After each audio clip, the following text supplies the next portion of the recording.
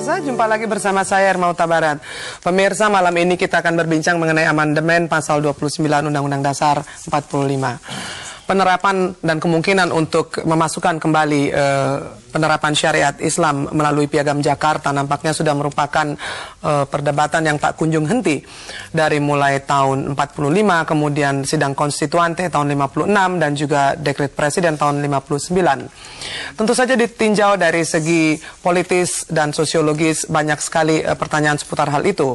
Profesor Azumardi Azra misalkan mengatakan bahwa ditinjau dari dua segi tersebut memang agak sulit karena dua organisasi besar Islam Indonesia yaitu Nahdlatul Ulama dan Muhammadiyah nampaknya tidak sejalan dengan ide memasukkan 7 kata yang menjadi polemik selama ini. Tetapi belakangan banyak juga tekanan dari ormas-ormas dan juga organisasi yang tentu saja patut didengarkan. Kira-kira apa saja dampak dan dengan naiknya topik yang saya sebutkan tadi. Mudah-mudahan malam ini pertanyaan seputar hal tersebut dapat terjawab. Sudah ada 3 orang narasumber kita, yaitu yang pertama Bapak Said Agil Siraj. Selamat malam Pak Agil. Yaitu Ketua Dewan Agama Nahdlatul Ulama. Dan yang di tengah ini adalah Bapak Daud Rashid, seorang pakar hukum Islam. Selamat malam Pak Ustadz. Ya, Assalamualaikum. Waalaikumsalam warahmatullahi wabarakatuh. Dan sebelah kanan saya Pak Muslim Abdurrahman, pengamat politik dan agama. Apa kabar Mas? Baik. Ya, saya mau ke Pak Agil dulu. Pak, ini kan penambahan 7 kata ini memang merupakan satu hal yang sudah lama sebetulnya, kembali ke dari tahun 45 sampai sekarang. Menurut Anda kira-kira mengapa hal ini menjadi timbul kembali? Ini sudah tahun 2002 dan bagaimana kemungkinan dari fraksi-fraksi di MPR menanggapi ini, Pak? Terima kasih. Bismillahirrahmanirrahim.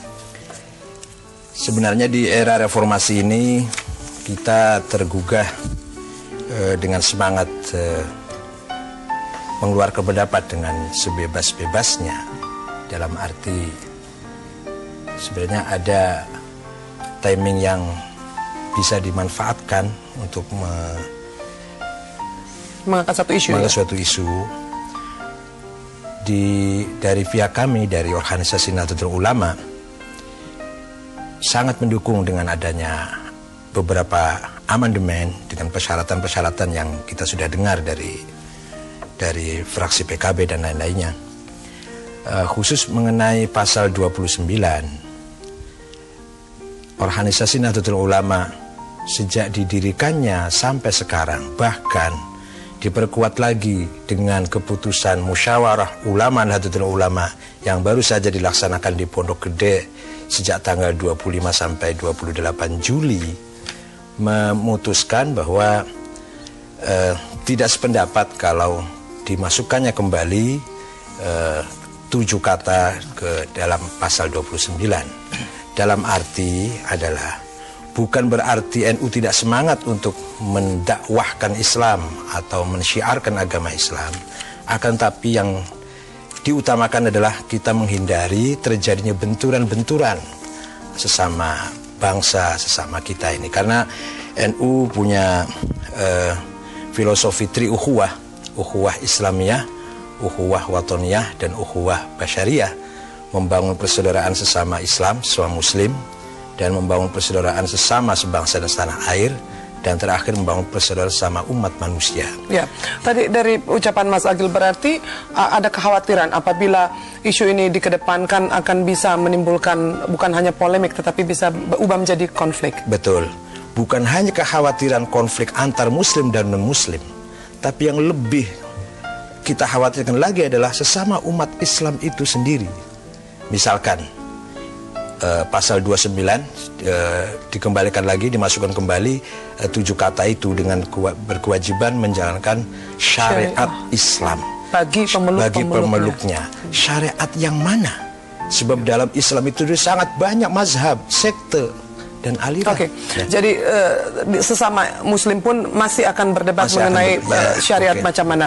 Saya ke Anda Pak Ustadz, kira-kira yang dikatakan oleh Pak Agil tadi akan bisa menimbulkan konflik bukan hanya Muslim non-Muslim tetapi antar Muslim sendiri karena syariat itu sendiri masih belum jelas definisinya syariat yang mana. Ya, saya kira itu asumsi praduga saja, praduga yang tidak didasari oleh sebuah penelitian begitu.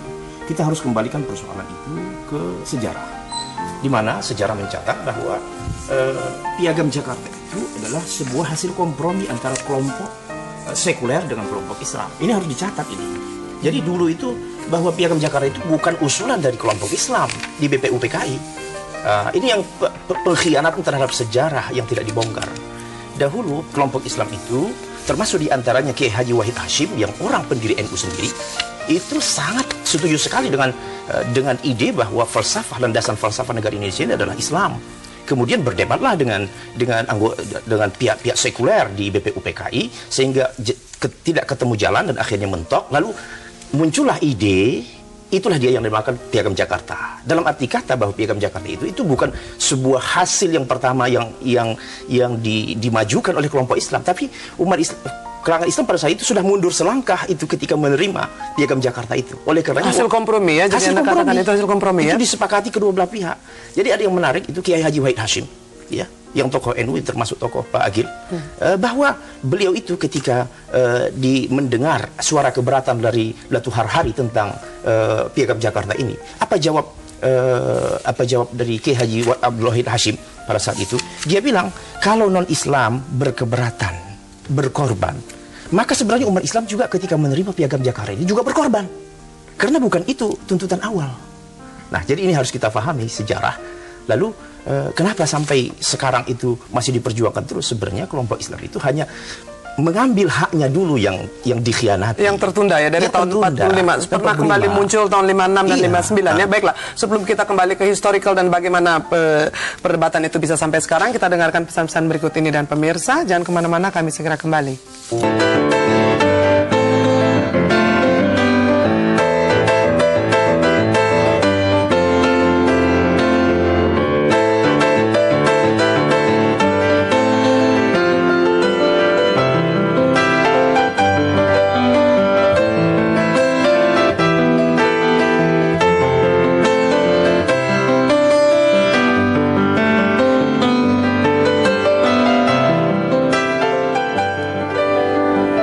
Pemirsa, terima kasih masih bersama kami. Tadi kita dengarkan Pak Daud Rashid mengatakan bahwa sebetulnya Piagam Jakarta pun itu adalah kompromi dari kelompok Islam pada waktu itu ya.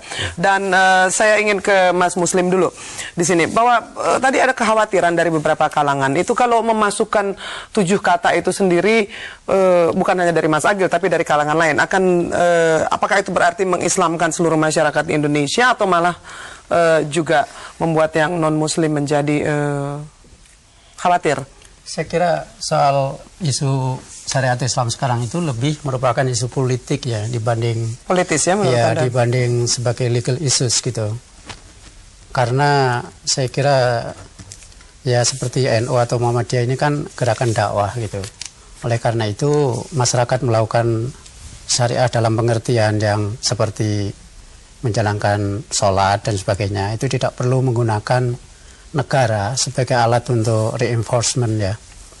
Nah, tapi kalau kemudian syariat Islam ini menjadi isu politik, seperti juga pernah terjadi di negara lain, tidak hanya di Indonesia, tetapi misalnya di Mesir dan sebagainya itu bukan merupakan isu Islam sebagai agama dakwah itu, tetapi lebih merupakan bagaimana menggunakan negara sebagai iya, betul. Reinforcement terhadap pelaksanaan syariat Islam. Dan saya kira yang kalau Pak Ustadz tadi bilang bahwa ini hak umat Islam, ya sebenarnya pertanyaannya kan umat Islam yang mana? Umat Islam ini kan macam-macam ya. Jadi ada NU yang Muhammadiyah yang tidak mau kembali menyantumkan 7 kata itu juga umat Islam bahkan mainstream. Yang besar misalnya kalau kepada sejarah, bukankah wakil-wakil NU di BPUPKI yang juga turut bersikukuh untuk menuntut Piagam Jakarta itu? Jadi, tahun 45 yang lalu itu ya Pak? 45 itu Ustaz. Ya, kembali ke yang lalu. Tapi akhirnya menerima juga. Akhirnya menerima juga Kiai Wahid Hashim untuk sepakat menentukan dan Kiai Adi Kusumo untuk tidak menyantumkan itu sebagai bagian dari sumbangan Islam bahwa negeri ini adalah merupakan negeri orang banyak, negeri kebangsaan. Oke, jadi Pak Mas Agil di sini bahwa mengingat ya tadi majemuknya masyarakat Islam ini sendiri, lalu juga apakah secara sosiologis ini juga ditakutkan bahwa umat Islam akan lebih menonjolkan simbolnya tanpa menerapkan substansinya dengan memasukkan ini ke dalam Saya ingin mengatakan tentang ini bahwa sebenarnya kita ini belum siap untuk menerima itu semua. Mayoritas umat Islam, walaupun kita dalam statistik kita mayoritas, tapi sebenarnya mayoritas umat Islam tidak memahami Islam itu sendiri. Secara substantif ya? Secara substantif ya. Padahal Islam itu sangat luas, harus dipahami bukan hanya dari aspek syariah, tapi juga teologinya dan filosofinya dan seterusnya dan seterusnya. Nah, ini akan terjadi ketimpangan yang bisa menjadikan, yang bisa memalukan Islam itu sendiri. Ya Pak Ustadz, itu kekhawatiran bahwa memang simbol-simbol yang memang lebih menonjol daripada substansi itu. Justru gara-gara tidak diterapkan syariat Islam itulah orang semakin awam. Jadi orang ketika syariat itu tidak diterapkan, orang tidak mengerti apa itu Islam. Nah, tapi ketika syariat itu diterapkan, itu akan menambah wawasan dia. Karena itu sebuah realitas sosial yang harus dia pelajari. Sekarang seperti Pancasila pada masa Orde Baru. Orang tadinya tidak tahu apa Pancasila, tapi ketika dia sudah menjadi sebuah keharusan, orang harus belajar. Jadi logika itu saya kira walaupun pelajaran Pancasilanya sendiri tidak mencerminkan sikap yang Pancasilai sebetulnya ya, bahwa keadilan sosial itu hanya dikatakan di antara para menggala mungkin, tetapi dalam realitas ada saya kira bukan hanya soal seperti dikatakan keharusan memasukkan supaya orang mengikuti, bahwa masyarakat belum siap, misalnya bahwa kita masih ada sekian sampai banyak. Kapan kita siap? Itu pertanyaan sekarang. Maksud saya bukan sekedar soal siap dan tidak siap sebenarnya. Tapi tadi pertanyaannya belum siap. Sekarang ini ada masalah pemahaman yang lebih substansial, perbedaan bagaimana orang menafsirkan dan menerapkan mengenai syariat Islam. Seperti dikatakan oleh Pak Said tadi, syariat mana yang mau diterapkan? Oh, itu saya kira pertanyaan lebih naif ya. Bukan naif dong. Kenapa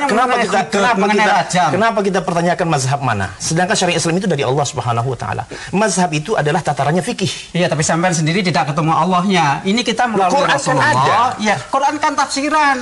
Banyak mutasabihat dong daripada yang muhkamat. Ini Pak Said, ya Allah, ini Ustaz ini. Kalau kita kembali ke sejarah ya, sebentar. Kalau kita kembali ke sejarah, sering sekali ketika agama itu diformalkan, maka agama dijadikan untuk alat politik. Ketika penguasa ingin menghantam oposan dengan mengatasnamakan agama. Contoh. Sebelum kembali ke sejarah dan bagaimana negara bisa mempergunakan itu untuk hegemoni kekuasaan, kita dengarkan pesan berikut ini, dan pemirsa jangan kemana-mana, kami segera kembali.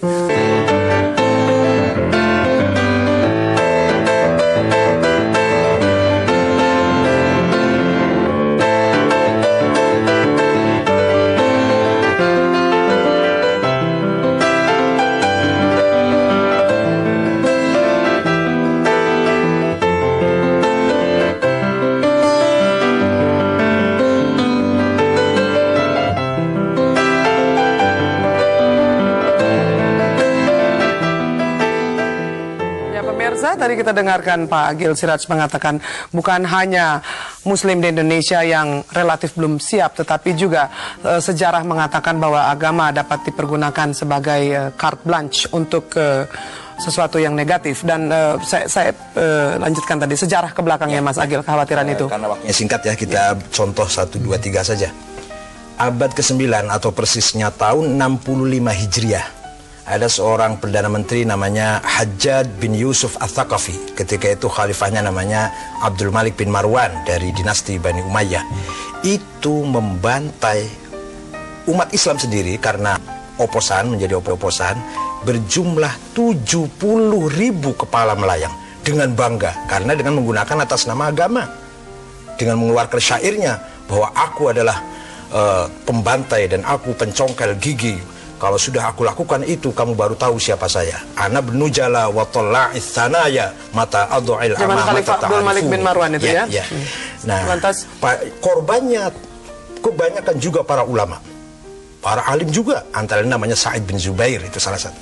Kemudian terjadi pula, yaitu ketika Al-Wathiq, Khalifah Bani Abbasiyah dari dinasti Abbasiyah, memenjarakan salah seorang imam besar namanya Imam Ahmad bin Hambal, atau yang terkenal dengan Imam Hambali, karena tidak sependapat, hanya mengatakan bahwa Al-Quran itu azali atau baru.